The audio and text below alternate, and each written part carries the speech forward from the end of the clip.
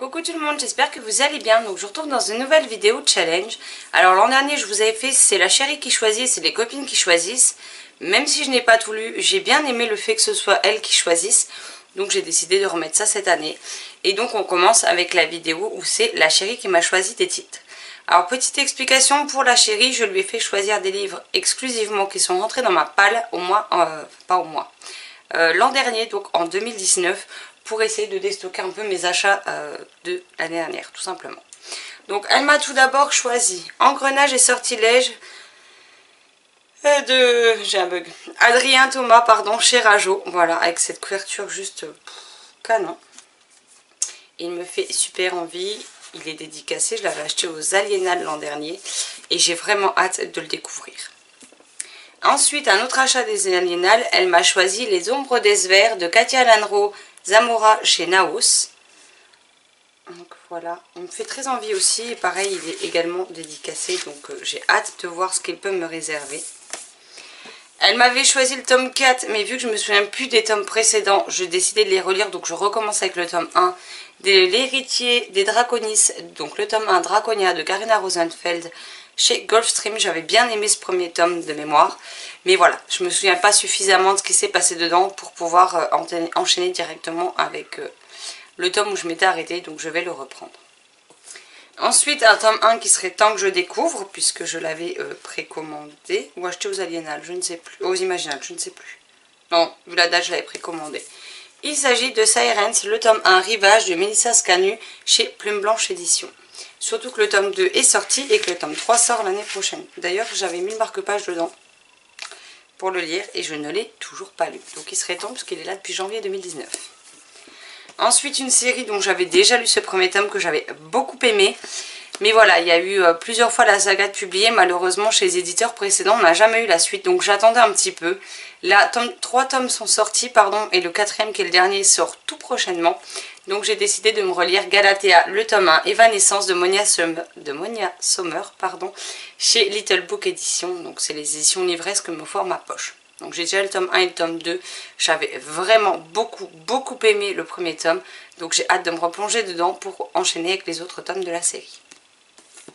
Elle m'a également choisi Thornhill de Pam Smith chez Rouergue Édition. Donc c'est ce fameux livre avec des passages écrits et des passages avec juste des illustrations qui m'a gentiment été offert par Marilyn à Noël et que je n'ai encore pas lu. Donc j'ai vraiment hâte de le découvrir. Ensuite, on a Les Tout Cassés, le tome 1, un tout petit livre. Le Mystère de la Jambe de Bois de Rod Marty et Julie Olivier chez Gulfstream dans la collection Premier Roman 8 ans et plus. Voilà, un petit roman que j'ai mis 50 fois dans les pales et qui n'est toujours pas lu. On va pas chercher. C'est à peu près la même chose pour le suivant, avec Les Willoughby de Loïs Laurie chez l'École des Loisirs. Pareil, avec une magnifique couverture tout en reflet et qui me tente bien aussi, donc à voir ce que ça peut donner. En plus, il est assez court. Elle m'a également sorti un livre qui me faisait bien envie. Je sais plus, je crois que c'est un thriller.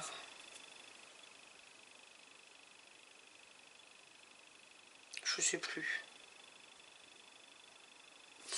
Je sais plus. Enfin bref, il s'agit de Un frère de trop de Sébastien Théveny chez Michel Lafon. En plus, je cherche partout. Hein. C'est pas comme si c'était pas écrit en gros thriller ici.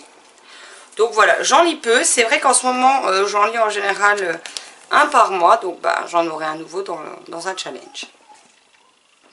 Elle m'a également choisi Les Voleurs d'Histoire, donc le tome 1 de James Riley chez PKJ.